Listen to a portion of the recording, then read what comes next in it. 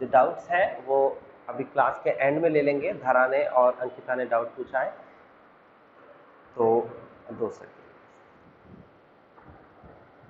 मैं आपको बताया था। सबको मेरी स्क्रीन दिख रही होगी साफ साफ। तो अब स्टार्ट कर रहे हैं हम डिफरेंशिएशन।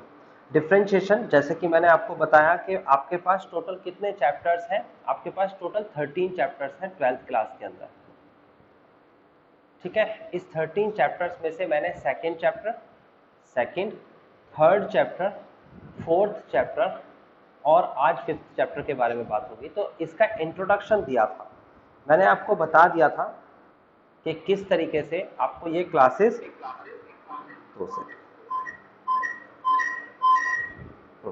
आपको किस तरीके से ये क्लासेस जो है हमारी, जो ये चैप्टर्स थे, इसे समझना है। इन क्लासेस में समझाया था। सेकंड चैप्टर के बारे में बताया, इनवर्स ट्रिग्नोमेट्री क्या होता है, अब तो इसका बहुत बड़ा पार्ट हट गया। थर्ड, मैट्रिक्स और डिटरमिनेंट्स का भी इंट्रोडक्शन दिया था। कंटिन्यूटी का भी इंट्रोडक्शन थोड़ा सा दिया था, मैंने बता दिया एक क्लास के अंदर। आज जो हमारा इंट्रोडक्शन स्टार्ट होगा वो होगा डिफरेंशिएशन का। डिफरेंशिएशन, और आज सिर्फ इंट्रोडक्शन होने वाला है, यानी कि सब जने ध्यान से सुनना कि आज कुछ भी नया नहीं होगा, आज सिर्फ इंट्रोडक्शन होगा। ठीक है ना। तो आपको ये इंट्रोडक्शन समझना होगा बहुत अच्छे से। जब समझ जाओगे तो इसका बहुत बड़ा पार्ट, मैंने आपको बताया कि आप अभी 12th क्लास में पढ़ रहे हो, लेकिन आफ्टर 12th जब आप जाओगे, आफ्टर 12th आप किसी भी स्ट्रीम के हो, कोई से भी कोर्स में एडमिशन लेते हो, अगर मैथमेटिक्स उसमें है तो ये डिफरेंशिएशन का बेसिक बिहेवियर आपको समझना पड़ेगा। इकोनॉमिक्स में इसका इस्तेमाल, फिजिक्स में इसका इस्तेमाल, केमिस्ट्री में इसका इस्तेमाल बहुत ज़्यादा होता है, और वहाँ पर आपको प्रैक्टिकल यूज़ करना होता है। तो अभी आप क्योंकि नहीं जानते कि आगे फ्यूचर में आपको क्या टॉपिक कैसे मिलेंगे, तो इसीलिए आज का इंट्रोडक्शन बहुत इंपॉर्टेंट है। ठीक है ना। तो देखिए, इस इंट्रोडक्शन को ध्यान से समझना है आपको। स्टार्ट करते हैं हम इंट्रोडक्शन। सबसे पहली बात तो कई सारे क्वेश्चंस दिमाग में आते हैं। जैसे कि पहला क्वेश्चन आता है कि डिफरेंशिएशन है क्या चीज, ये ऐसी क्या चीज है जिसको हम पढ़ रहे हैं। तो मैं बता देता हूं, differentiation is all about the change. Differentiation is all about the change, यानी कि चेंज को दर्शाता है ये। यानी कि कोई पार्टिकुलर एक ऑब्जेक्ट होता है, उस ऑब्जेक्ट को चेंज करके दूसरा ऑब्जेक्ट बनाते हैं, तो उसे हम डिफरेंशिएशन कहते हैं। ये भी एक टर्म है उस सीरीज की जिसे हम कैलकुलस कहते हैं। क्या कहते हैं इसे हम? कैलकुलस। इस कैलकुलस सीरीज की एक टर्म है। तो इस कैलकुलस के अंदर ये सारे बिहेवियर को दिखाया जाता है। पहली टर्म में आता है लिमिट, मैंने बताया था। दूसरी इसकी टर्म होती है वो कंटिन्यूटी है, और अब हम तीसरी सीरीज के पास मूव कर गए और वो डिफरेंशिएशन है। ठीक है ना। ये डिफरेंशिएशन, डिफरेंशिएबिलिटी के बारे में अभी चर्चा नहीं की जा रही है, वो कराया जाएगा, लेकिन अभी हम डिफरेंशिएशन का इंट्रोडक्शन कर रहे हैं। ठीक है। तो इसके कुछ एग्जाम्पल समझ लेते हैं। प्रैक्टिकल एग्जाम्पल है, तो इसको समझने की कोशिश करना। मैं दो अलग अलग बिहेवियर, दो अलग अलग एग्जाम्पल से समझाऊंगा कि किस तरीके से डिफरेंशिएशन को लिखते हैं और क्या है ये। देखिए, सबसे पहले तो मैं एक एग्जाम्पल दूंगा ये, कि ये एक पार्टिकुलर ऑब्जेक्ट आपके सामने है। सिंपल एग्जाम्पल देता हूं मैं हर बार। ये पार्टिकुलर ऑब्जेक्ट आपके सामने है, आप यहां पर खड़े हुए हो, ये आप हो। आपने क्या किया, इस ऑब्जेक्ट को पुश किया। आपने क्या किया, इसे पुश। जैसे ही आपने इसे पुश किया, इसकी क्या होगा, इसमें एक रिएक्शन होगा, और वो रिएक्शन कैसा होगा, वो रिएक्शन ऐसा होगा कि ये यहां से लुढ़कता हुआ आगे बढ़ जाएगा, और ये जितनी भी तेजी से आप पुश करोगे उतना ही आगे बढ़ के यहाँ रुक गया। सपोज कि यहाँ रुक गया, यानी कि ये जो ऑब्जेक्ट था ये अब यहाँ पर एक स्टैंड पॉइंट पे है ना, यहाँ से लेकर यहाँ तक। तो देखिए अभी हुआ क्या, आपने दो एक्टिविटी एक साथ हुई यहाँ पर। ये जो आपने जो एक्टिविटी की है, इस एक्टिविटी के अंदर दो पार्टिकुलर फंक्शन बिहेव में आ रहे हैं। वो फंक्शन क्या है वो समझते हैं। पहला फंक्शन है कि जब आप पुश कर रहे थे तो आप यहाँ पर फोर्स लगा रहे थे, फोर्स। दूसरा बिहेवियर ये है कि जब आपने फोर्स लगाई तो यहां से लेकर और यहां तक एक पार्टिकुलर डिस्टेंस ट्रेवल हुआ।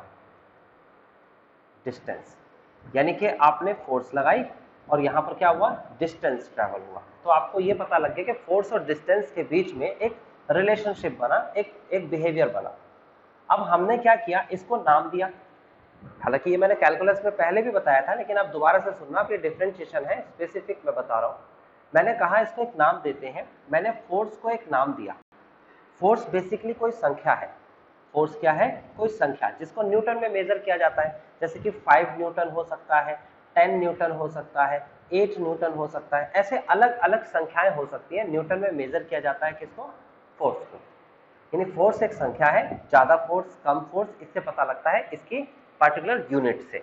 ओके, उसके बाद बात करते हैं हम डिस्टेंस की। डिस्टेंस भी एक संख्या है, हो सकता है समटाइम्स 3 मीटर का डिस्टेंस दिया जाए, मीटर एक स्टैंडर्ड है, ठीक है ना, ऐसा ही यूनिट कहते हैं इसे।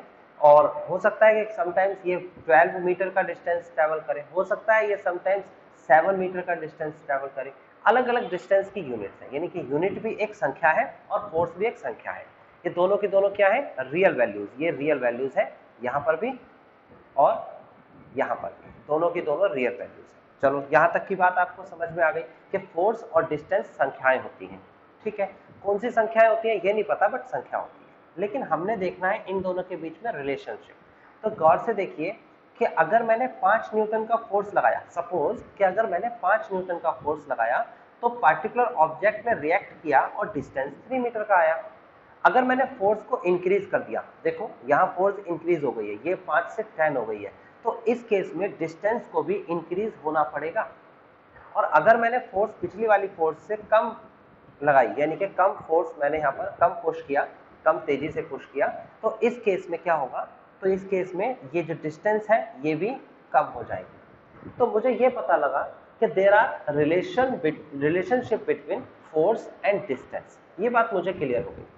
क्या रिलेशन है इसको बाद में जज करेंगे, लेकिन रिलेशन होता है ये तो है कि अगर ये फोर्स बढ़ाई जा रही है तो डिस्टेंस अपने आप बढ़ जाएगा, और अगर ये फोर्स कम चली जा रही है तो डिस्टेंस भी अपने आप कम हो जाएगा। अच्छा, कितनी फोर्स बढ़ाई जा रही है, कितनी फोर्स डिस्टेंस बढ़ेगा ये नहीं पता, और हमें ये भी नहीं पता कि हम कितनी फोर्स लगा रहे हैं। जब फोर्स लगा रहे हैं तो उस समय हमने वो काउंट नहीं किया कि कितनी लगाई। ठीक है, यानी कि अगर मैं कहता हूं कि आपने पार्टिकुलर एक ऑब्जेक्ट पर यहाँ पर पुश किया या किसी भी चीज पर आप धक्का देते हो, तो आप काउंट करके नहीं धक्का देते कि कितना मेरे को फोर्स यूज करना है। ठीक है ना, हालांकि इसका मेजरमेंट स्केल होता है, लेकिन आप काउंट नहीं कर सकते, आप पहले फोर्स लगा दोगे, काउंटिंग बाद में होती है। तो यानी कि इसके बारे में नहीं पता, तो मैं क्या करता हूँ, इसको एक नाम दे देता हूँ। मैथमेटिक्स में अलजेब्रा में एक नाम दिया जाता है, तो इसका नाम दे देता हूँ मैं एक्स। यानी कि फोर्स को मैंने एक्स यूनिट नाम दे दिया, जैसे कि 5, 10, 8, ऐसे एक्स भी एक संख्या है। ऐसे डिस्टेंस को मैंने वाई यूनिट का नाम दे दिया, क्योंकि मेरे को नहीं पता वो कितना है। तो इसका ये मतलब हुआ कि एक्स में चेंज होगा, एक्स में चेंज होगा तो अपने आप वाई में भी चेंज हो जाएगा। ये चेंज कोई डिफरेंशिएशन इंडिकेट करता है, एक्स में चेंज होगा तो वाई में भी चेंज हो जाएगा। इस बात को हम कैसे लिखेंगे? हम ऐसे लिखेंगे, देखिए मैथ्स में हम इसको ऐसे लिखेंगे, ये आपका है dy अपॉन में dx। अब आप कहोगे ये क्या लिखा हुआ है? इस d की बात करते हैं, d स्टैंड्स फॉर चेंज, यानी कि डिफरेंशिएशन, चेंज। एंड ये d भी क्या दिखाता है? ये भी चेंज दिखाता है। ओके, दोनों के दोनों d चेंज दिखाते हैं, लेकिन किस में चेंज दिखाते हैं? उसके साथ में एक संख्या लिखी हुई है, यानी कि मैंने कहा x में चेंज होगा तो इस y में भी चेंज होगा। ओके, तो यानी कि इसका मतलब हो गया ये x ऊपर भी लिखा जा सकता है, यानी कि क्या ऐसा हो सकता है? क्या ये पॉसिबल है? हाँ, समटाइम्स पॉसिबल है, बट समटाइम पॉसिबल नहीं है। अब ये कंफ्यूज है। क्या कंफ्यूजन? कि भाई कब पॉसिबल है, कब पॉसिबल नहीं है। चलो इसको हम अभी बाद में देखते हैं, पहले यहाँ देखते हैं कि ये है क्या चीज। डी दोनों एक जैसे हैं तो इनका नाम भी एक जैसा हुआ, लेकिन ये y और x तो अलग अलग है ना, तो इनके नाम भी अलग होंगे। ध्यान से समझना इस बात को। ये y जो होगा ये होगा आपके पास इंडिपेंडेंट, सॉरी डिपेंडेंट। ये y क्या होगा आपके पास? डिपेंडेंट। और ये x क्या होगा आपके पास? इंडिपेंडेंट। तो आपको दो नाम मिले, एक नाम है एक नाम है डिपेंडेंट वेरिएबल और दूसरा नाम है इंडिपेंडेंट वेरिएबल। वेरिएबल शब्द यूज क्यों किया मैंने? वेरिएबल शब्द इसलिए यूज किया क्योंकि x और y की वैल्यू निश्चित नहीं है, कुछ भी हो सकती है। यहाँ पर देखो x की वैल्यू कुछ भी हो सकती है, y की वैल्यू कुछ भी हो सकती है, लेकिन हाँ ये नाम निश्चित हो गया कि ये डिपेंडेंट वेरिएबल है और ये इंडिपेंडेंट वेरिएबल है। अच्छा, अगर हमें ये इंडिकेशन हो जाए कि ये x डिपेंडेंट वेरिएबल है और किस पर डिपेंड है? ये डिपेंड है y पर, तो ऑब्वियस सी बात है ये हो सकता है। लेकिन अगर ये बात पता न लग पाए, यानी कि ये बात साबित ना हो पाए कि ये डिपेंडेंट है या फिर ये डिपेंडेंट है, कौन सा इंडिपेंडेंट कौन सा डिपेंडेंट, तो फिर ये नहीं हो सकता। थोड़ा कंफ्यूजन हो गई इसमें, इस वाले पार्ट में कंफ्यूजन हो गई होगी, ऑफ कोर्स हो गई होगी। मैं इसको एक्सप्लेन करूंगा लेकिन अभी नहीं, थोड़ा वेट करो, पहले इसकी बात पूरी खत्म कर लेते हैं। यानी कि इसको हम रिमूव कर दें कि x अपॉन वाई हो सकता है कि नहीं हो सकता है, समटाइम्स होगा समटाइम्स नहीं होगा, ठीक है। अभी बात इसकी बाद में करेंगे, पहले डिपेंडेंट और इंडिपेंडेंट की बात करते हैं। ये मैंने मैथमेटिकल टर्म्स बताई और ज्यादातर स्टूडेंट मैथमेटिकल टर्म्स को कनेक्ट नहीं कर पाते, इवन मैं तो बिल्कुल नहीं करना चाहता। तो हम ऐसा करते हैं, हम इस बात को देखते हैं लिख के।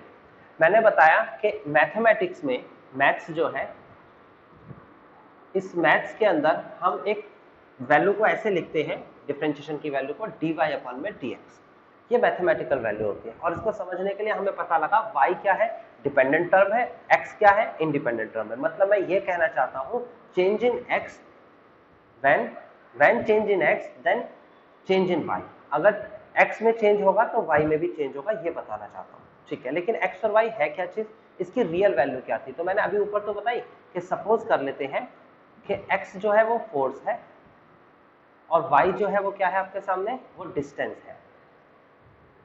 तो ये जो है ना, ये मैं इसे ऐसे बोलता हूं कि इसे लिखा है मैंने कोड में।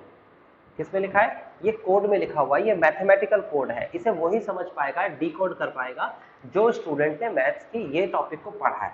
ओके, अब इसको डिकोड करते हैं, ये जो कोड का पार्ट है इसको थोड़ा सा डिकोड करते हैं। तो वो डिकोड में मैं लिखता हूं, यहां पर लिखूंगा change in x when change in x, अगर हम x में चेंज करते हैं then change in y, अगर हम x में चेंज करते हैं तो y में भी चेंज हो जाएगा। ये मैंने लिखा सेमी डिकोड, ऊपर वाला कोड है और ये मैंने आधा डिकोड किया, इसे हम सेमी कोड कह सकते हैं। यानी कि ये बात हमने देख तो ली, x और y इसमें फिर भी नहीं समझ में आया। जो स्टूडेंट्स ने मैथमेटिक्स में x और y को जाना है वही समझ पाएगा कि कौन x और कौन y। तो इसको कंप्लीटली डिकोड करने के लिए x की वैल्यू रख देते हैं हम फोर्स और y की वैल्यू जो थी वो रख देते हैं हम डिस्टेंस। अब ये कंप्लीट एक इंग्लिश की स्टेटमेंट हो गई। देखो, when change in force, force में कब चेंज होगा, देन चेंज इन डिस्टेंस, अगर डिस्टेंस में चेंज होगा। अगर मैं इसको वाइस वर्सा कर दूं, यहां पर लिख दूं मैं डिस्टेंस और यहां पर लिख दूं मैं फोर्स, तो क्या पॉसिबल है, हाँ, अगर डिस्टेंस में चेंज होगा तो फोर्स में चेंज होगा और अगर फोर्स में चेंज होगा तो डिस्टेंस में चेंज होगा। तो इसका मतलब हो गया कि ये एक दूसरे के वाइस वर्सा हो सकते हैं। मैं दोबारा से इसको प्रैक्टिकली दिखाता हूं करके। जैसे कि मैंने कहा कि आपने यहाँ पर इसे पुश किया, सपोज आपने यहाँ से पुश किया तो इसने एक डिस्टेंस ट्रेवल किया, यानी कि आपने फोर्स यहाँ से लगाई और इसने एक डिस्टेंस ट्रेवल किया। अगर आप फोर्स ज्यादा लगा दोगे तो ऑब्वियस सी बात है डिस्टेंस ज्यादा हो जाएगा, अगर आप फोर्स कम लगाओगे तो डिस्टेंस कम होगा। इसका उल्टा करके देखते हैं, उल्टा करके समझते हैं कि अगर डिस्टेंस ज्यादा हो रहा है तो इसका मतलब आप फोर्स ज्यादा लगा रहे हो। समझिए बात को, अगर डिस्टेंस किसी पार्टिकुलर ऑब्जेक्ट का ज्यादा हो रहा है, ये देखो, तो इसका मतलब इस बार आपने फोर्स ज्यादा लगाई, और अगर डिस्टेंस कम हो रहा है तो इसका मतलब इस बार आपने फोर्स कम लगाई। यानी कि इस केस में, इस पार्टिकुलर एग्जांपल के अंदर ये वाइस वर्सा हो सकता है, यानी कि dy अपॉन में dx भी हो सकता है, यस पॉसिबल है, और dx अपॉन में dy भी हो सकता है, यस ये भी पॉसिबल है। तो आपको ये बात बिल्कुल क्लियर हो जानी चाहिए कि ये दोनों केस ये कब हो सकते हैं, जब ये एग्जाम्पल ऐसा मिला। अब दूसरा एग्जाम्पल करते हैं जिसमें ऐसा नहीं कर सकते। देखिए दूसरा एग्जाम्पल ले लेते हैं हम, एग्जाम्पल सेकेंड। सभी स्टूडेंट सुनेंगे क्योंकि मेरे जो स्टूडेंट्स हैं आप सब जने, आप कॉमर्स के भी हो साइंस के भी हो। फोर्स और न्यूटन में जो यूनिट मेजर की जा रही है, डिस्टेंस ट्रेवल किया जा रहा है, ये तो साइंस का एक एग्जाम्पल ले लिया। तो चलो आप कॉमर्स का ले लेते हैं। मैंने कहा मेरे पास एक पेन है और इस पेन का जो प्राइस है वो प्राइस है 5 रुपए, 5 रुपीज का मेरे पास पेन है एक, और मैंने क्या करना है, मैंने इस पेन की डिमांड करनी है। डिमांड यानी कि इस पेन को खरीदना है, मेरे को कितनी डिमांड करनी है, मेरे को 10 पेन की डिमांड करनी है, 10 पेन की। पेन का प्राइस है मेरे पास कितना, 5 रुपए, और मैंने 10 पेन की डिमांड करनी है। ओके, एक तरफ मैंने प्राइस लिख दिया, एक तरफ मैंने डिमांड लिख दी। अब देखोगे कि अगर 5 रुपए का प्राइस है तो 10 पेन की डिमांड की जा रही है, और अगर पेन बढ़ जाता है, 8 रुपए का हो जाता है, तो डिमांड बढ़ेगी या कम होगी, ये डिमांड कम हो जाएगी। ₹5 का पेन की डिमांड 10 पेन की डिमांड थी, और अगर प्राइस बढ़ जाते हैं, प्राइस इंक्रीज हो जाते हैं, तो डिमांड अपने आप कम हो जाएगी। ये कंज्यूमर बिहेवियर होता है। डिमांड सपोज कि ₹8 का हो गया तो 5 पेनों की डिमांड या फिर 6 पेनों की डिमांड होने लगी, सिर्फ 6 पेन खरीदे जाएंगे। ओके, लेकिन अगर यही प्राइस कम हो जाता है, ₹8 से कम हो जाता है, या ₹3 का एक पेन हो जाता है, ये अब की बार क्या हो गया, कम हो गया। जैसे ही प्राइस कम हुआ तो डिमांड अपने आप इंक्रीज हो जाएगी, पेन ज्यादा खरीदे जाने लगेंगे। सपोज कि आपने 14 पेन खरीद लिए, सपोज, मुझे नहीं पता कितनी यूनिट अभी होगी, यूनिट पर हम बात भी नहीं कर रहे, हम बात कर रहे हैं चेंज पर। हम ये देख रहे हैं कि जैसे ही एक स्थिति से प्राइस की दूसरी स्थिति पहुंची, हमारा डिमांड के अंदर भी चेंज आया। ये देखो आपके सामने चेंज है। जैसे ही वो चेंज फिर से हुआ तो फिर से चेंज हुआ। ये चेंज का मतलब ये नहीं है कि चेंज का मतलब एक चीज बढ़ेगी तो दूसरी चीज भी बढ़ जाएगी, एक चीज कम होगी तो दूसरी चीज भी कम हो जाएगी, ऐसा बिल्कुल नहीं है।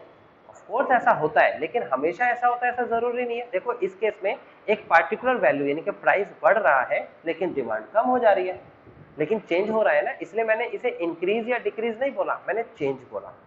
तो देखिए ये है आपके सामने केस। मैंने कहा कि मैंने प्राइस को, यहां देख लेते हैं, प्राइस को मान लिया मैंने x और डिमांड को मान लिया मैंने y। तो मैं इसको मैथमेटिकली कैसे लिखूंगा, मैं लिखूंगा dy/dx। और मैंने कहा y का मतलब क्या होगा, यहाँ पर y का मतलब ऊपर वाली संख्या जो भी होगी वो क्या होगी, वो होगी डिपेंडेंट। ऊपर वाली जो भी संख्या होगी वो डिपेंडेंट होगी, और नीचे वाली जो भी यहाँ पर वेरिएबल दिखेगा वो इंडिपेंडेंट होगा।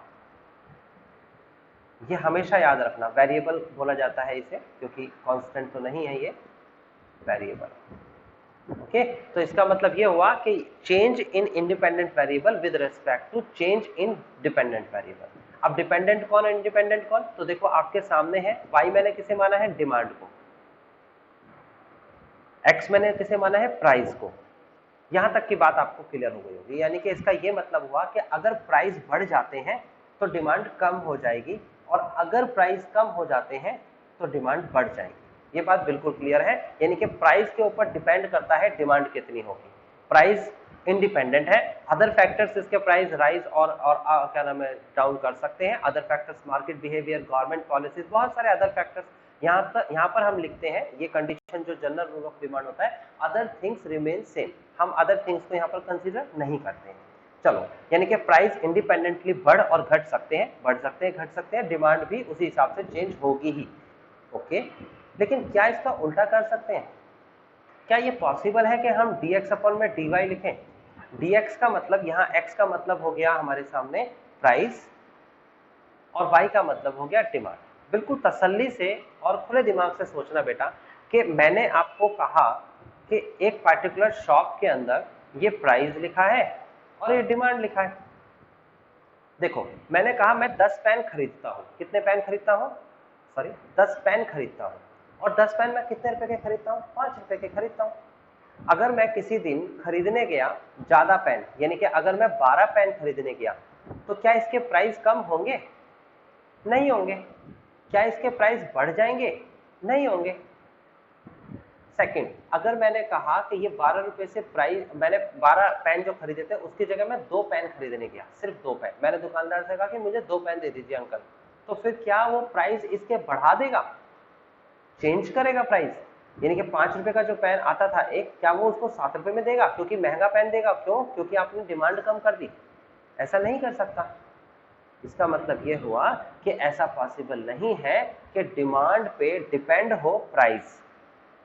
डिपेंड किस पे, प्राइस डिमांड पे डिपेंड होगा, ऐसा पॉसिबल नहीं हो सकता। हाँ, लेकिन ऐसा पॉसिबल होता है कि डिमांड डिपेंड होती है प्राइस पे, प्राइस बढ़ेगा तो डिमांड में फर्क पड़ेगा, लेकिन डिमांड में चेंज होता है बढ़ना घटना, तो प्राइस पर कोई फर्क नहीं पड़ता। अगर इस बात से आप एग्री नहीं हो तो वैसे अभी पूछ सकते हो अपना माइक ऑन करके इस पार्टिकुलर बात से। इसका मतलब ऑल एग्री। ओके, तो देखिए अभी आगे बढ़ते हैं, आगे स्टार्ट करते हैं। अगर ये समझ में आ गया तो इसका मतलब ये हो गया कि ये वन साइडेड रूट है, ऐसा पॉसिबल नहीं है। कब केस में पॉसिबल नहीं है, जब डिपेंडेंट और इंडिपेंडेंट चेंज नहीं हो सकता, इसकी स्थिति वैसी ही रह सकती है। तो ऐसे बहुत सारे एग्जाम्पल्स होंगे। तो जो मैं बता रहा हूँ आपको, मैंने कहा ना ये 12th में कहीं पर भी नहीं मिलेगा आपको। हाँ, एप्लीकेशन ऑफ डिफरेंशिएशन आप करोगे, वहां जरूर इसके बारे में थोड़ी चर्चा की गई है, लेकिन बच्चे उसे रट लेते हैं। ये आगे जब क्लास में जाओगे, कॉमर्स वाले अपने सेक्टर में जाएगा और साइंस वाले अपने सेक्टर में जाएंगे, तो फिर वहां पर आके वो ये कहेंगे कि सर कहीं कहीं पर तो ये हो जाता है कि dx अपॉन dy लिखा जा सकता है और कहीं कहीं पर नहीं लिखा जा सकता। तो ये कहां पर लिखा जाएगा, कहां पर नहीं, तो इसको आप ऐसे मत समझिएगा मैथमेटिकल कंडीशन से, आप समझिएगा क्या जो हम वेरिएबल को लेट कर रहे हैं वो डिपेंडेंट और इंडिपेंडेंट की कंडीशन में आता है, और आता है तो कौन इंडिपेंडेंट है, जो इंडिपेंडेंट होगा वो नीचे होगा, और कौन डिपेंडेंट है, डिपेंडेंट होगा तो वो ऊपर होगा।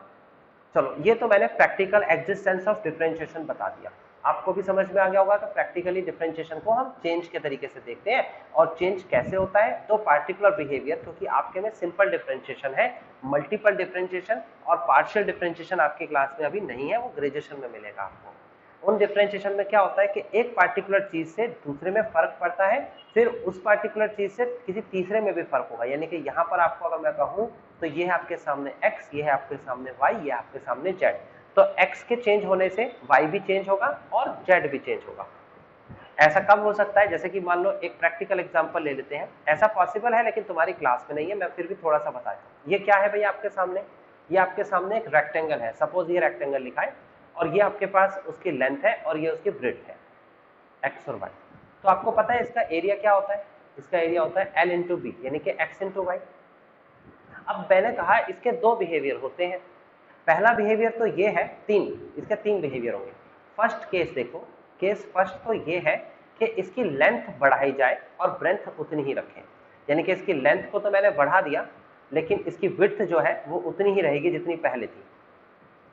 ये देखिए मैंने इसकी सिर्फ लेंथ बढ़ाई है, ये मैंने x को प्लस किया और ये बढ़ गया, पहले जो x था उसमें कुछ जोड़ा है, कितना जोड़ा अभी नहीं बता रहा मैं, लेकिन है, लेकिन y मेरा उतना ही रहा। तो बेटा इस केस में एरिया चेंज होगा कि नहीं, बिल्कुल चेंज होगा, नया एरिया निकल के आएगा, क्योंकि x में कुछ पार्टिकुलर लेंथ बढ़ी है तो एरिया भी देखो आपके सामने बढ़ गया।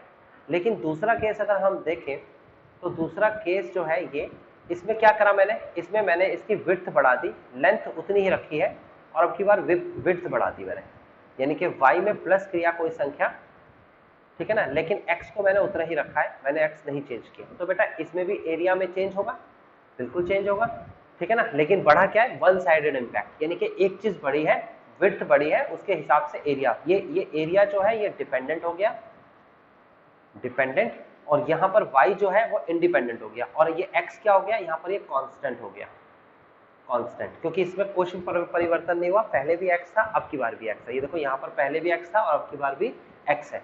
इस केस में अगर देखा जाए तो y क्या हो गया, y कांस्टेंट हो गया। 6 नंबर का क्वेश्चन आता है इन बातों पे जो मैं बता रहा हूँ, लेकिन अभी रुकना जरा, तब दिखेगा आपको। 6 मार्क्स का कंपलसरी क्वेश्चन आएगा, मैक्सिमम मिनिमम का। देन x में क्या हुआ, चेंज हुआ, x का नाम क्या दिया जाएगा, यहाँ पर मैं लिख देता हूँ, x का नाम दिया जाएगा इंडिपेंडेंट, इंडिपेंडेंट, और a क्या होगा, a होगा डिपेंडेंट, ठीक है ना, और y कौन होगा, y होगा कांस्टेंट। इसी तरीके से दिख रहा है कांस्टेंट, जिसमें कोई परिवर्तन नहीं हुआ। लेकिन ये दोनों चीज आपकी क्लास में है, लेकिन जो आपकी क्लास में नहीं है वो भी देख लो एक बार, क्योंकि वो भी आपको समझना जरूरी है। वो ये है कि आपका y भी चेंज हुआ और थोड़ा सा x भी चेंज हुआ, यानी पहले वाला जो रेक्टेंगल था उसमें x में भी कोई संख्या प्लस हुई है और y में भी कोई संख्या प्लस हुई है, तो ऑब्वियस सी बात है इस केस में भी आपका एरिया चेंज होगा। एरिया जो पिछली बार था उसमें कुछ बदलाव हुआ, एरिया बढ़ गया, लेकिन इस बार चेंज दोनों में हुआ। तो दोनों में हुआ तो एक बारी में एक चीज को हम वेरिएबल मानेंगे, दूसरे को कांस्टेंट, और दूसरे को वेरिएबल मानेंगे, पहले को कांस्टेंट मानेंगे। इस हिसाब से जब हम करेंगे फिर इसको एक पार्टिकुलर वैल्यू में ऐड करके लिखा जाता है और इसे बोलते हैं पार्शियल डिफरेंशिएशन। आपकी क्लास में ये नहीं है, लेकिन क्योंकि ये चीज मैं छोड़ नहीं सकता था, जब आपको आधी बात पता लग गई, यानी कि इतना पता लग गया आपकी क्लास में कि वन साइडेड चेंज कैसे होता है, तो ये भी पता होना चाहिए कि दो साइड चेंज भी होता है। और ऐसे ही मल्टीपल डिफरेंशिएशन भी होते हैं एक से दूसरे पर, जैसे कि मैंने कहा था डिमांड, है ना, और यहाँ पर लिखा था प्राइस, और मैंने प्राइस को कहा price is depend on the other factor. Demand depend करता है प्राइस पर, प्राइस डिपेंड करता है अदर फैक्टर पर, वो डिपेंड करता है किसी और पर, तो इसे कहते हैं मल्टीपल डिफरेंशिएशन। ये सारी चीजें आगे क्लासेस में मिलेंगी। इस साल हम सिर्फ दो ही चीज पढ़ रहे हैं और वो है सिंपल डिफरेंशिएशन, ठीक है। तो होप सो कि आपको सभी को समझ में आ गया होगा। जिसको डाउट है वो पूछ सकते हैं, नहीं डाउट है तो मैं आगे चलता हूँ सीधा सीधा प्रैक्टिकल टाइप्स पर। टाइप आने वाला है, बेसिक मैंने समझा दिया, 12th स्टैंडर्ड पे इतना ही बेसिक आपको समझना है। Types of differentiation.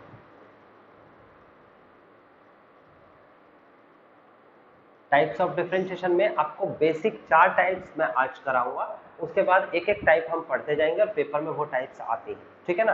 तो सबसे पहले हम चलेंगे टाइप फर्स्ट के पास। टाइप फर्स्ट जो आपके सामने है वो टाइप में आपका है डायरेक्ट डिफरेंशिएशन। आप कॉपी पे लिखते जाओ सब जने, डायरेक्ट डिफरेंशिएशन। तो डायरेक्ट डिफरेंशिएशन में होता क्या है, y इज इक्वल टू कोई फंक्शन fx दे रखा होगा, आप लिखेंगे differentiation with respect to x, यानी कि आपने x के रेस्पेक्ट में y का डिफरेंशिएशन करना है। तो x के रेस्पेक्ट में y का डिफरेंशिएशन करना है तो उसे क्या लिखेंगे, dy अपन में dx, dy मतलब कि चेंज इन y और dx मतलब because change in x, x में चेंज हुआ इस वजह से y में चेंज हुआ, और इस fx का चेंज करके लिखेंगे हम f डैश x, ठीक है। ये अलग अलग तरीके से प्रेजेंट करने का तरीका होता है, ठीक है ना। सबने अलग अलग तरीके से डिफरेंशिएशन को डिनोट किया था, तो अगर fx लिखा है तो f डैश करके डिनोट किया जाता है, और y लिखा है तो dy अपॉन dx करके डिनोट किया जाता है, और ये हमारा हो गया फाइनल, ये डायरेक्ट डिफरेंशिएशन है। अब यहाँ पर fx की जगह पर कोई फंक्शन होगा वो बताया जाएगा आपको, और उसका पार्टिकुलर चेंज भी होगा, वो चेंज का नियम भी बताया जाएगा। ये दोनों चीजें आपको रखनी है, याद करनी है, और ये बिहेवियर आपको समझना है। उसके बाद आता है type second. Type second, type second है उसको हम कहते हैं प्रोडक्ट रूल। प्रोडक्ट रूल, और प्रोडक्ट रूल को हम मल्टीप्लाई रूल भी कहते हैं।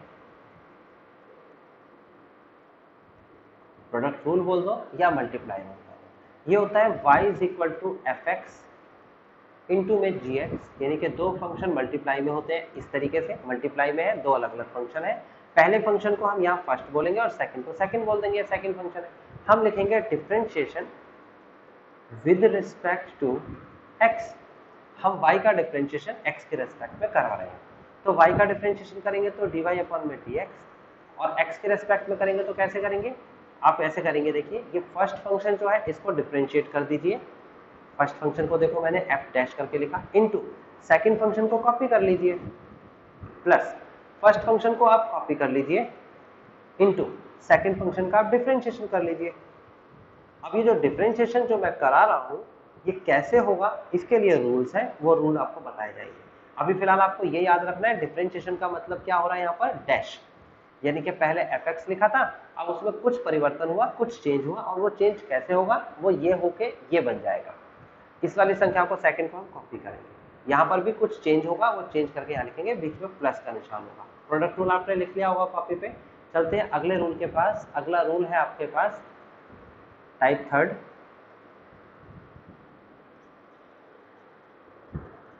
और वो है क्वोशंट रूल।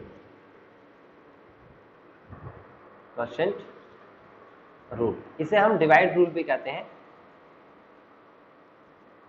डिवाइड रूल, तो ये होता क्या है, अगर आपके सामने लिखा है y is equal to f x divide by g x, यानी कि कोई भी फंक्शन ऊपर दे रखा है और डिवाइड में नीचे फंक्शन दे रखा है, तो आपको करना क्या है, ये फर्स्ट फंक्शन है, ये सेकंड फंक्शन है, आपको सिंपल लिखना है differentiation with respect to x। आप x के रेस्पेक्ट में डिफरेंशिएशन करोगे, y का डिफरेंशिएशन करोगे, कैसे करोगे, आप लिखोगे dy अपॉन में dx इज इक्वल टू, ऊपर वाले फंक्शन ये जो फर्स्ट फंक्शन लिखा हुआ है इसको हम लिखेंगे पहले डिफरेंशिएशन में, ये लिखा मैंने डिफरेंशिएशन, इनटू नीचे वाले फंक्शन को हम कॉपी कर लेंगे, उसके बाद माइनस का निशान लगाएंगे, और उसके बाद हम ऊपर वाले फंक्शन को कॉपी कर लेंगे और नीचे वाले फंक्शन को डिफरेंशिएट करेंगे, ये मैंने कर दिया डिफरेंशिएशन डैश लगा के, और डिनोमिनेटर का होल स्क्वायर, यानी कि gx का होल स्क्वायर। अब गौर से देखेंगे आपको दो फंक्शन दिख रहे हैं, और वो दो फंक्शन क्या है, एक न्यूमरेटर है fx और एक डिनोमिनेटर है gx। तो न्यूमरेटर और डिनोमिनेटर के बारे में कैसे लिखा, ये सेम रूल वही होगा जो रूल आपका पीछे बताया है। पीछे रूल में यहाँ प्लस लग जाता है, यहाँ पर देखिए प्लस हो जाएगा ऐसे, और इस रूल में यहाँ पर प्लस नहीं होगा, माइनस हो जाएगा। नीचे कुछ नहीं आता, पीछे रूल में जो पीछे प्रोडक्ट रूल है नीचे कुछ नहीं आएगा, और यहाँ पर ये लिखा जाएगा स्क्वायर। तो ये याद रख लेना किस तरीके से किया जा रहा है। उसके बाद चलते हैं लास्ट आज का जो रूल है, टाइप है हमारे पास, और वह है टाइप 4। अब टाइप 4 में क्या कर रहा है वो देखिए। टाइप 4 में होता है आपके पास ये है चेन रूल। चेन रूल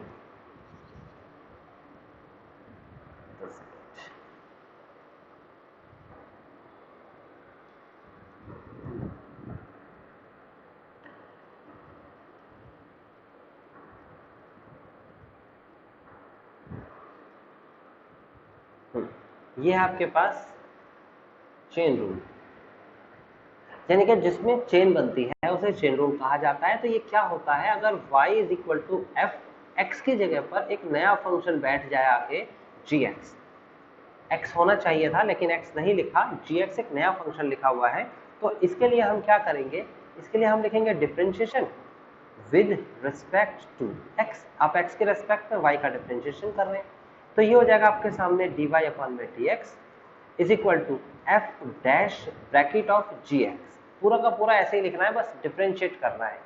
कैसे करना है अभी वो मैंने नहीं बताया, तो प्लीज दिमाग मत लगाइएगा डिफरेंशिएशन करना कैसे, वो मैं अभी बताने वाला हूँ। इनटू का निशान लगाएंगे, फिर इस वाले gx का डिफरेंशिएशन करेंगे, और वो gx का डिफरेंशिएशन होता है g डैश x, यानी कि एक्स्ट्रा टर्म का डिफरेंशिएशन करके मल्टीप्लाई में लिखते हैं। और अगर आपने ऐसा कर दिया तो आपका चेन रूल कंप्लीट हो गया। ओके, तो ये आपके सामने चार टाइप्स, चार बेसिक टाइप जो 11th क्लास में थी वो मैंने लिखी है। आगे चलते हैं हम इसके रूल के पास। Some useful differentiations, some useful differentiations, तो हम इसको अच्छे से समझेंगे और आप अपनी कॉपी पे मेरे साथ साथ लिखेंगे और जल्दी जल्दी लिखेंगे, ठीक है ना। पहला जो रूल होता है डिफरेंशिएशन का वो होता है डिफरेंशिएशन यानी कि डी अपॉन में d x x raise to the power a, x की पावर ए होता है। पहला फार्मूला क्या होता है, एक्स की पावर ए। तो बेटा इसका रूल क्या बनेगा, पहले तो समझेंगे ये एक्स कौन है, ये ए कौन है, ये लिखा क्या है, इसको समझते हैं। देखो डी अपॉन में डी एक्स का मतलब, डी का मतलब change in dependent function, dependent function यानी कि डिपेंडेंट फंक्शन में चेंज करना। और इस डी का मतलब चेंज, नीचे वाले डी का मतलब भी चेंज इन इंडिपेंडेंट फंक्शन। चलो ये बात तो क्लियर हो गई कि नीचे डी लिखा होने का मतलब है इंडिपेंडेंट फंक्शन में चेंज होना, ऊपर डी होने का मतलब डिपेंडेंट फंक्शन में चेंज होना, ठीक है। तो इंडिपेंडेंट फंक्शन यहाँ पर क्या दिख रहा है आपको, मोस्ट जनरली आपको x की वैल्यू दिखेगी, तो इंडिपेंडेंट फंक्शन तो आपको x दिख रहा है। डिपेंडेंट फंक्शन के बारे में यहाँ कोई जानकारी नहीं है, यहाँ पर फंक्शन बदलते चले जाएंगे, यानी कि इंडिपेंडेंट फंक्शन तो यहाँ x रहेगा जनरली, लेकिन डिपेंडेंट फंक्शन हमेशा बदलते चले जाएंगे। और डिपेंडेंट फंक्शन फिलहाल किसकी बारी आई है, फिलहाल लिखा है x की पावर a। अब ये x की पावर है तो आपको इसको भी समझना होगा ढंग से कि क्या होगा। तो देखो यहां पर आपको समझना ये है कि ये x जो है ये फंक्शन है, फंक्शन बोला जाएगा। मैथ्स की टर्म्स ध्यान रखना, कुछ बच्चे भूल जाएंगे कोई बात नहीं, वो रट लेंगे बाद में, लेकिन जो बच्चे भूलेंगे नहीं वो याद रखेंगे कि फंक्शन है x और a कौन है, a है यहाँ पर कांस्टेंट। तो जिसको रटना है और जिसको समझना है, दोनों बात यहाँ पर, दोनों बच्चे यहाँ पर मेरी बात समझे। एक होता है डिफरेंशिएशन या कैलकुलस के अंदर एक होता है फंक्शन और एक होता है कांस्टेंट। किसमें, कैलकुलस के अंदर एक होता है फंक्शन और एक होता है कांस्टेंट। तो मेरा क्वेश्चन ये है कि कांस्टेंट क्या होता है, what is the constant, constant क्या होता है। तो आप कहेंगे सर कांस्टेंट वो होता है जो फंक्शन नहीं होता। क्या बोलोगे, जो चीज फंक्शन नहीं है वो कांस्टेंट है, जो फंक्शन नहीं है वो कांस्टेंट है। तो अब हमारे पास क्वेश्चन ये शिफ्ट हो गया, व्हाट इज द फंक्शन, कि फंक्शन क्या है भाई। जब ये मैंने बताया कि कांस्टेंट क्या होता है, जब मैंने आपसे पूछा भाई कांस्टेंट क्या होता है बताइए, तो आपने कहा सर कांस्टेंट पता है क्या होता है, वो ये होता है जो फंक्शन नहीं होता, जो फंक्शन नहीं है वो कांस्टेंट है। तो फिर दूसरा क्वेश्चन अपने आप दिमाग में आ गया, व्हाट इज द फंक्शन। तो आप कहोगे sir in this situation simple differentiation function is always x and y. देखो कितना सिंपल है रटना, function is all about x and y, x और वाई को फंक्शन बोलेंगे, इसके अलावा सभी संख्याएं, सभी अल्फाबेट, सभी letters, everything is called constant. जैसे इंग्लिश अल्फाबेट में A to Z आपके लेटर्स होते हैं, इसमें से x को निकाल दीजिए और y को निकाल दीजिए। आपने इंग्लिश अल्फाबेट में से x और y निकाल दिया। अब a, b, c and so on to z ये सारे के सारे कांस्टेंट हैं। क्या है ये? कांस्टेंट। अल्फा, बीटा, गामा ये सारे के सारे कांस्टेंट हैं। 1, 2, 3 एंड सो ऑन सारे के सारे कांस्टेंट है। माइनस में, डेसिमल्स में, फ्रैक्शन में कुछ भी कह दे, कितना ही लुभावना वादा कर दे आपसे, आप कहेंगे नहीं जी आप तो धोखेबाज हो, आप कांस्टेंट हो, आपसे हम बातें नहीं करेंगे। बात सिर्फ करनी है हमें एक्स और वाई के साथ। बस याद रखना, अपने जहन में रखना कि एक्स और वाई ही फंक्शन है, बाकी सारे कांस्टेंट। मैंने फिर बोला एक्स और वाई कौन? एक्स और y stand for dependent and the independent. याद रखना, मैं जब भी एक्स वाई बोल रहा हूं तो मैं साथ साथ ये भी बोल रहा हूं कि डिपेंडेंट और इंडिपेंडेंट, यानी ये दोनों फंक्शंस हैं, ये दोनों में चेंज होगा और उसके अलावा हर चीज कांस्टेंट है, उसमें कोई परिवर्तन नहीं होगा। ठीक है, ये बात समझ में आती है। समटाइम्स ऐसा हो सकता है कि मैंने कहा कि ए और बी ये डिपेंडेंट है, ये इंडिपेंडेंट है, ये दोनों फंक्शन हो गए और इसके अलावा कुछ भी एक्स हो वाई हो कुछ भी सबके सब कांस्टेंट हो गए। तो मेरे हिसाब से फंक्शन और कांस्टेंट की आपको दौड़ समझ में आ गई होगी। तो अपने क्वेश्चन पे वापस चलते हैं और आपको समझाता हूं मैं कि किस तरीके से इसको आप समझना है। तो अब जब भी मैं फंक्शन बोलूंगा, कांस्टेंट बोलूंगा, तो आपके जहन में एक बात होनी चाहिए, क्या कि फंक्शन क्या होता है? एक्स और वाई फंक्शन होता है, या दूसरे शब्दों में अगर इसे समझेंगे तो जो डिपेंडेंट है वो फंक्शन और जो इंडिपेंडेंट है वो फंक्शन। ओके, कांस्टेंट क्या होता है? इसके अलावा सारी वैल्यूज कांस्टेंट होती है, ये आपको समझना है। इसके अलावा जितनी भी आपने वैल्यूज देखनी है, समझनी है, वो सबके सब कांस्टेंट होती है। तो आपने यहां पर क्या समझा? मैं इसको रब कर रहा हूं, ये देखिए आपने यहां पर ये समझा है कि बेसिकली आपके सामने डिफरेंशिएशन करना है फंक्शन की पावर कांस्टेंट। अब आपको समझ में आया फंक्शन की पावर कांस्टेंट का डिफरेंशिएशन करना है। फंक्शन x की जगह आ गया और कांस्टेंट कुछ भी हो सकता है। तो इसका डिफरेंशिएशन होता क्या है इसको सीखते हैं हम। इसका डिफरेंशिएशन हमारा होता है a आगे आ जाता है x की पावर a माइनस 1, यानी कि जो भी कांस्टेंट हो वो आगे आएगा, ये कांस्टेंट आगे आएगा और ऊपर एक माइनस पावर हो जाएगी। चलो इसका प्रैक्टिकल करते हैं। जैसे कि मैंने कहा differentiation of x raise to the power 2, तो क्या होगा एक्स स्क्वायर का डिफरेंशिएशन? आप कहोगे सर x तो एक फंक्शन है और 2 एक कांस्टेंट है, तो 2 आगे आएगा और x की पावर 2 में से 1 घटाएंगे तो 1 बचेगी। फिर मैंने पूछा कि डिफरेंशिएशन ऑफ x की पावर 3, आप बताइए x की पावर 3 का डिफरेंशिएशन क्या होगा? आप कहेंगे सर x एक फंक्शन है और 3 एक कांस्टेंट है। अब x एक फंक्शन है कैसे पता लगा? ये देखो सर, यहाँ पर देखो ये x लिखा हुआ है, x लिखा होने का मतलब कि ये इंडिपेंडेंट हो गया, इंडिपेंडेंट। तो इसका मतलब ये इंडिपेंडेंट है, तो इसका मतलब x एक फंक्शन है जिसमें चेंज हो रहा है और 3 एक कांस्टेंट है, तो इसका डिफरेंशिएशन क्या होगा? 3x का square as according to this rule को फॉलो करते चले जाइए। अगर मैं कहता हूं आपको डिफरेंशिएशन करना है कि 5 की पावर 3 का, तो आप कहेंगे सर यहां पर ना तो ये फंक्शन है, ये फंक्शन नहीं है, नॉट फंक्शन, इसे कहेंगे नॉट फंक्शन, ये फंक्शन नहीं है, और ये भी फंक्शन नहीं है, ये भी कांस्टेंट है, दो कांस्टेंट है, यानी कि पूरा का पूरा कांस्टेंट है। तो इसके लिए सर हमें डिफरेंशिएशन बताइए क्या होगा? तो इसका डिफरेंशिएशन ये होगा। अगर मैं कहता हूं सेकंड पे कि डिफरेंशिएशन ऑफ, या एक बार चलो कांस्टेंट ले लेते हैं a, तो इसका डिफरेंशिएशन होगा 0, यानी कोई भी कांस्टेंट आपके सामने है तो उसका डिफरेंशिएशन हमेशा क्या होगा? 0 होगा। बड़ा सिंपल है। तो इसका मतलब ये हुआ कि अगर मैं इसका डिफरेंशिएशन आपसे पूछ रहा था तो इसका डिफरेंशिएशन आप इसका 0 दे देंगे, क्योंकि ये भी कांस्टेंट, ये भी कांस्टेंट, अब तो ये फंक्शन नहीं है। ओके, अगर मैं कहूं डिफरेंशिएशन ऑफ x की पावर, यहां पर x की पावर p लिख दूं, तो आप कहेंगे सर इसका डिफरेंशिएशन तो हमें आ गया, हम इस p को आगे लेके आएंगे और ऊपर एक घटा देंगे, p में से एक कम कर देंगे, क्योंकि ये p क्या है? ये p एक कांस्टेंट है। क्यों? क्योंकि x एक फंक्शन है, उसके अलावा सारे लेटर्स आपने कांस्टेंट बताए थे। ठीक है, आगे बढ़ते हैं। अब चलते हैं हम थर्ड के पास, differentiation of a raise to the power x। अब की बार देखो उल्टा नहीं हो गया, यहाँ पर ये क्या लिखा हुआ था? ये लिखा हुआ था फंक्शन की पावर कांस्टेंट, और ये क्या लिखा हुआ है? कांस्टेंट की पावर फंक्शन। देखो ना, a की पावर x, तो इसका फॉर्मूला क्या होता है? a की पावर x इंटू में log a। आपको याद रखना है ये फॉर्मूला, a की पावर x इंटू में log log a। ये log याद रखना है, लॉगरिथमिक से बना है, इसके बारे में चर्चा हम जरूर करेंगे। फोर्थ जो है वो है आपके पास differentiation of e raise to the power x।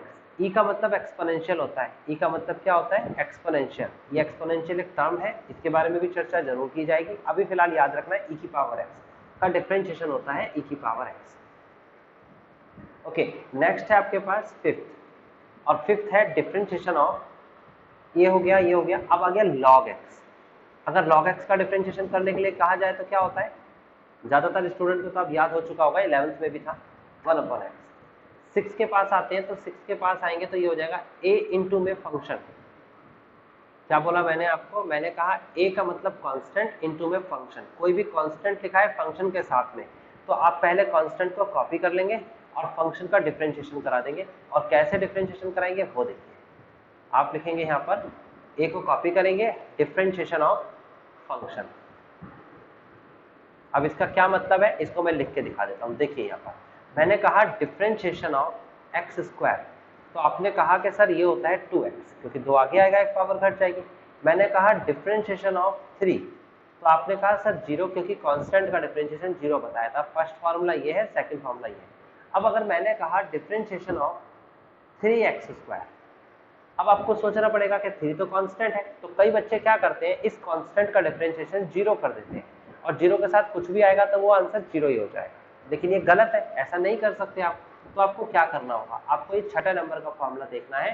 छठे फॉर्मूले में यहाँ लिखा है, अगर कोई कांस्टेंट किसी फंक्शन के साथ मल्टीप्लाई में हो या डिवाइड में हो तो उस कांस्टेंट को क्या करना है, कुछ नहीं करना होता, कॉपी करना होता है। तो इस 3 को मैं क्या करने वाला हूँ, कॉपी, इंटू फिर एक्स स्क्वायर का डिफरेंशिएशन करूंगा तो क्या आ जाएगा, 2x। होप सो आपको ये बात समझ में आ गई होगी। ये प्रॉब्लम्स बच्चों को फेस होती है, वो करते हैं और मेरे सामने लेके आते हैं, तो इसीलिए मैंने इसको पहले ही मतलब सॉल्व कर लिया कि ऐसी प्रॉब्लम आए तो आपके दिमाग में पहले इसका सॉल्यूशन है कि सर ने बताया था।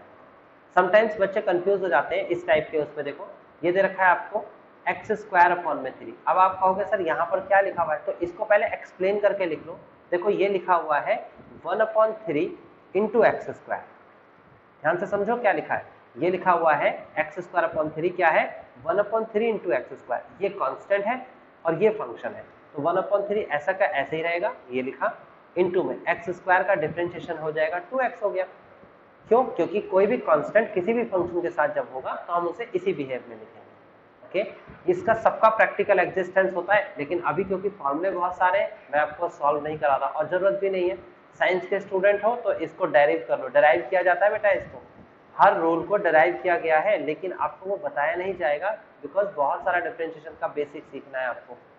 डेराइव सिखा दिया गया तो प्रॉब्लम होगी। हाँ, मैथमेटिकल डेराइव था, आपने 11th क्लास में सीखा है, फर्स्ट प्रिंसिपल कहते हैं, वो मैथमेटिकल डेराइव था कि मैथ्स के अकॉर्डिंग कैसे डेराइव करें। 7th पे चलते हैं, डिफरेंशिएशन ऑफ एक्स। अब छोटे छोटे डिफरेंशिएशन कर लेते हैं। 8th पर चलते हैं, differentiation of root x is equal to 1/2 root x. Copy करते जाइए। और उसके बाद 9th पर चलते हैं, 9th भी बहुत इंपॉर्टेंट है, डिफरेंशिएशन ऑफ 1/x की पावर a। 1/x की पावर a का डिफरेंशिएशन माइनस का a अपॉन x की पावर a प्लस 1। 10th फॉर्मूले के पास चलते हैं, तो 10th फॉर्मूला है डिफरेंशिएशन ऑफ, क्या बचा, x डिग्री। x डिग्री, ये डिग्री लिखा है, इसका डिफरेंशिएशन होता है π/180 रेडियन मेजर में। उसके बाद चलते हैं हम 11th के पास, differentiation of sine x. Sine x का डिफरेंशिएशन होता है आपके सामने cos x।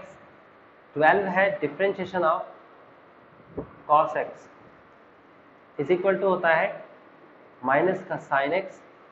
13 है differentiation of tan x is equal to होता है sec square x. And 14 is differentiation of sin cos tan cot x, ये इज इक्वल टू होता है माइनस का cos x square x.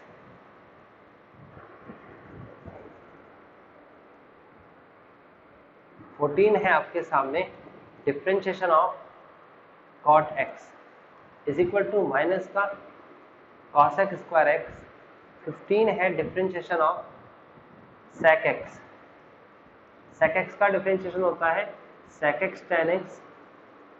And then 17th is differentiation of cosec x cosec x का differentiation होता है minus का cosec x cot x। Okay, उसके बाद चलते हैं 18th के पास, 18th डिफरेंशिएशन, और वो है differentiation of sine inverse x। Sine inverse x का डिफरेंशिएशन होता है 1 अपॉन में root of 1 minus x square. 19th is differentiation of cos inverse x। cos inverse x का डिफरेंशिएशन होता है माइनस का 1 अपॉन में root of 1 minus x square. 20th differentiation भी लिखेंगे कॉपी पे आप, और वो हो जाएगा आपके पास tan इनवर्स x।